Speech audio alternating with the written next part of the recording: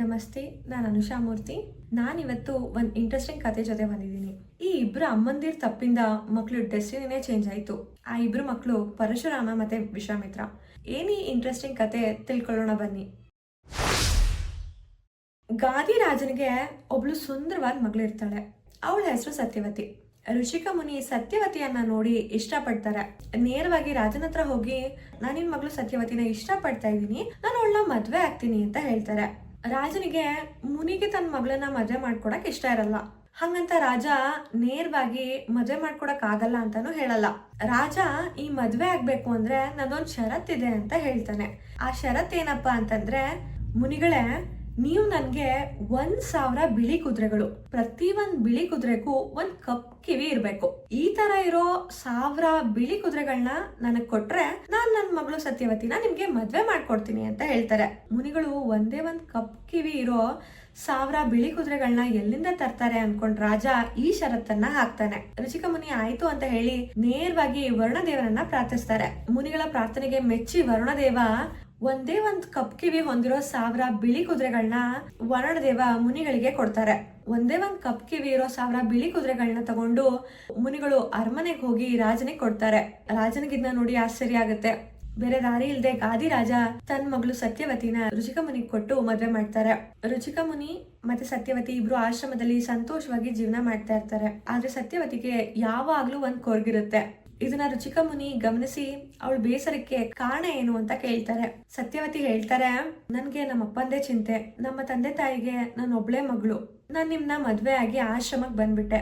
ನಮ್ಮ ಅಪ್ಪಂಗೆ ಗಂಡ್ ಮಕ್ಳು ಇಲ್ದೇ ಇರೋ ಕಾರಣ ನಮ್ ತಂದೆ ನಂತರ ರಾಜ್ಯ ನಡ್ಸ್ಕೊಂಡ್ ಹೋಗಕ್ಕೆ ಅವ್ರಿಗೆ ಗಂಡ್ ಮಕ್ಳಿಲ್ಲ.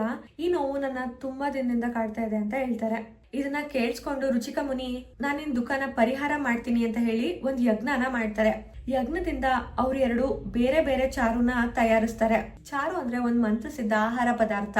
ಮುನಿಗಳು ಸತ್ಯವತಿ ಹತ್ರ ಬಂದು ಒಂದ್ ಚಾರು ಕೊಡ್ತಾರೆ.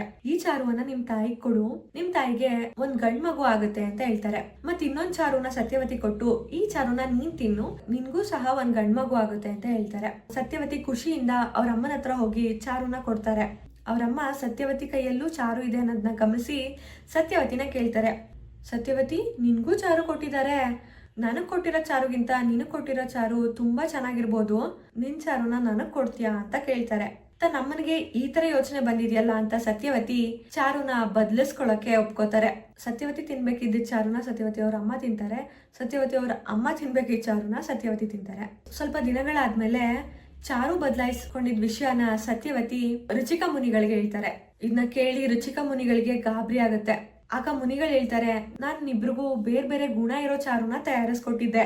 ನಿನಗ್ ಕೊಟ್ಟಿದ್ ಚಾರುಯಿಂದ ಹುಟ್ಟೋ ಮಗುಗೆ ಬ್ರಾಹ್ಮಣ ಗುಣ ಇರುತ್ತೆ, ನಿನ್ ತಾಯಿಗೆ ಅಂತ ಕೊಟ್ಟಿದ್ ಚಾರುಯಿಂದ ಹುಟ್ಟೋ ಮಗುಗೆ ಕ್ಷತ್ರಿಯ ಗುಣ ಇರುತ್ತೆ. ನೀವಿಬ್ರು ಅದ್ಲು ಬದ್ಲು ಮಾಡ್ಕೊಂಡಿದ್ರಿಂದ ನಿನಗ್ ಹುಟ್ಟೋ ಮಗು ಬ್ರಾಹ್ಮಣ ಆದ್ರೂ ಅವನಿಗೆ ಕ್ಷತ್ರಿಯ ಗುಣ ಇರುತ್ತೆ, ನಿಮ್ಮ ತಾಯಿಗೆ ಹುಟ್ಟೋ ಮಗು ಕ್ಷತ್ರಿಯನಾದ್ರೂ ಅವನಿಗೆ ಬ್ರಾಹ್ಮಣ ಗುಣ ಇರುತ್ತೆ ಅಂತ ಹೇಳ್ತಾರೆ. ಇದನ್ನ ಕೇಳಿ ಸತ್ಯವತಿಗೆ ತಾನ್ ಮಾಡಿದ ತಪ್ಪಿನ ಅರಿವಾಗುತ್ತೆ. ಋಷಿಕ ಮುನಿಗಳ ಹತ್ರ ಅವರು ನನ್ನಿಂದ ತಪ್ಪಾಗ್ಬಿಟ್ಟಿದೆ, ಇದಕ್ಕೆ ನಾರ ಪರಿಹಾರ ಕೊಡಿ ಅಂತ ಕೇಳ್ಕೊತಾರೆ. ಆಗ ಋಷಿಕ ಮುನಿಗಳು ಆ ಚಾರುವಿನ ಶಕ್ತಿಯನ್ನ 1 ತಲೆಮಾರಿಗೆ ಮುಂದೂಡ್ತಾರೆ. ಅಂದ್ರೆ ಸತ್ಯವತಿಯ ಮಗ ಕ್ಷತ್ರಿಯ ಗುಣದಿಂದ ಹುಟ್ಟಿರಲ್ಲ, ಸತ್ಯವತಿಯ ಮೊಮ್ಮಗ ಕ್ಷತ್ರಿಯ ಗುಣವನ್ನ ಹೊಂದಿರ್ತಾರೆ. ಸತ್ಯವತಿ ಜಮದಗ್ನಿಗೆ ಜನ್ಮ ನೀಡ್ತಾರೆ. ಸತ್ಯವತಿಯ ಮೊಮ್ಮಗ ಪರಶುರಾಮರು ಬ್ರಾಹ್ಮಣರಾಗಿದ್ರು ಅವರಿಗೆ ಕ್ಷತ್ರಿಯ ಗುಣ ಬರುತ್ತೆ. ಪರಶುರಾಮ ಅವ್ರ ತಂದೆ ಸಾವಿನ ಪ್ರತೀಕಾರವಾಗಿ ಇಡೀ ಭೂಮಿಲಿರೋ ಅಧರ್ಮ ರಾಜನೆಲ್ಲ ಕೊಲ್ತೀನಿ ಅನ್ನೋ ಪಣ ತೊಡ್ತಾರೆ. ಭೂಮಿನ 21 ಸತಿ ಸುತ್ತಿ 21,000 ಅಧರ್ಮ ರಾಜರನ್ನ ಕೊಲ್ತಾರೆ. ಬ್ರಾಹ್ಮಣರಾಗಿದ್ರು ಪರಶುರಾಮರು ಈ ಕಾರ್ಯವನ್ನ ಮಾಡ್ತಾರೆ. ಅಲ್ಲಿ ಸತ್ಯವತಿ ಅವರ ತಾಯಿ ಕ್ಷತ್ರಿಯ ಮಗು ಕೌಶಿಕನಿಗೆ ಜನ್ಮ ಕೊಡ್ತಾರೆ. ಕೌಶಿಕರು ರಾಜನಾಗಿದ್ರು. ಮುಂದೆ ಅವ್ರ ಜೀವನದಲ್ಲಿ ರಾಜಪಟ್ಟವನ್ನ ಅವ್ರು ತ್ಯಜಿಸಿ ಅವ್ರಿಗೆ ಬ್ರಾಹ್ಮಣ ಗುಣದಿಂದ ಅವರು ಬ್ರಹ್ಮರ್ಷಿ ವಿಶ್ವಾಮಿತ್ರರಾಗ್ತಾರೆ. ಇದು ಸತ್ಯವತಿ ಮತ್ತು ಅವರ ಅಮ್ಮ ಮಾಡಿದ ತಪ್ಪಿಂದ ಪರಶುರಾಮ ಹಾಗೂ ವಿಶ್ವಾಮಿತ್ರರ ಜೀವನದ ಉದ್ದೇಶ ಬದಲಾಗಿದ್ದ ಕತೆ.